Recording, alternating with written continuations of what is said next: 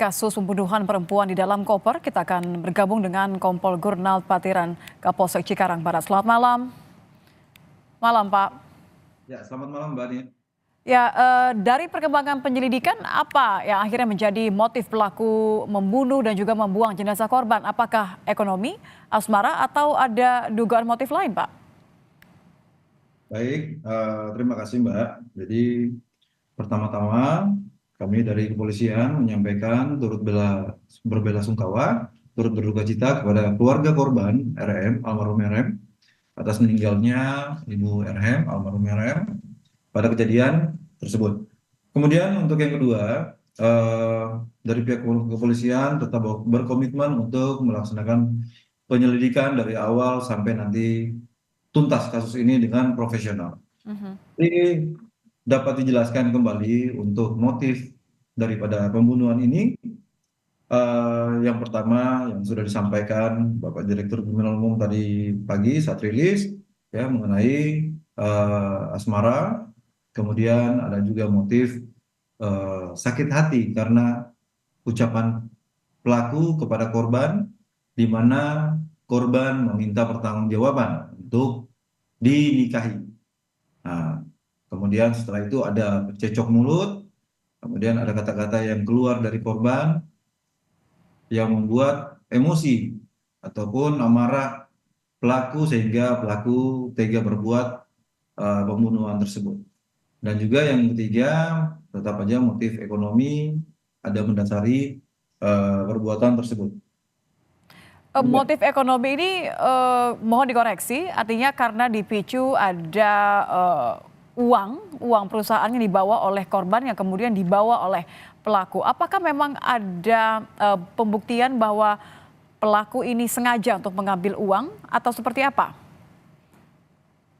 Jadi untuk pelaku ini tidak, hasil pemeriksaan kami, pelaku tidak ada niatan untuk sengaja mengambil uang.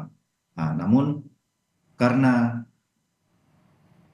korban sudah meninggal dunia dan ada uang di situ, di TKP itu, maka itu diambil oleh korban untuk membiayai segala macam operasional setelah membunuh korban. Mulai dari membeli koper, 2 kali membeli koper, kemudian menyewa mobil untuk menuju ke Bitung, Tangerang, dan menyewa mobil rental untuk kembali ke arah Cikarang, Kalimalang, dan menuju ke Bandung. Demikian. Jadi memang duit yang ada itu tidak direncanakan untuk dirampok ataupun dicuri. Ya, kita bisa mendengar juga dari untuk biaya pernikahan pada tanggal 5 April ini sudah dilunasi oleh pihak mempelai pria maupun wanita.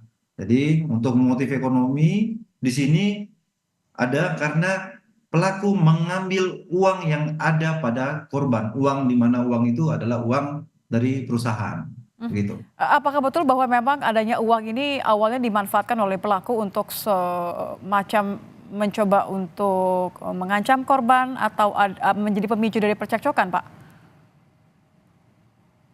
Untuk uang ini setelah disampaikan masalah pernikahan, korban meminta menikah, si pelaku mencoba memberikan dalil apabila mau menikah kita pakai saja uang perusahaan ini, sehingga korban otomatis menolak.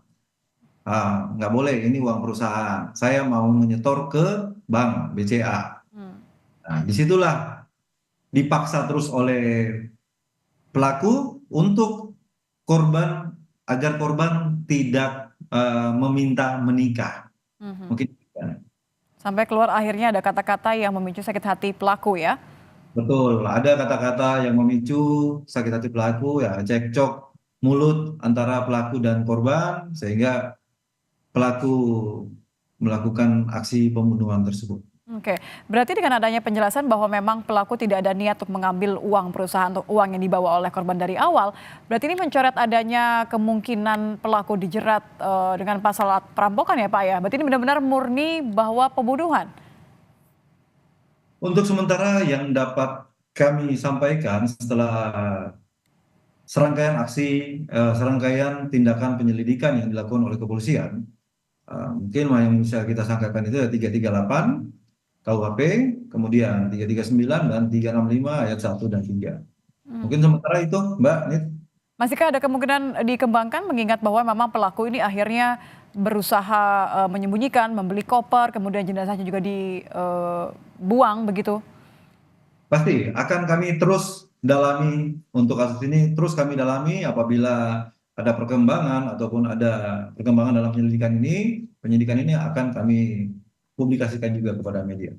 Terakhir Pak, mohon sejauh mana artinya keterlibatan tersangka baru ini merupakan adik pelaku?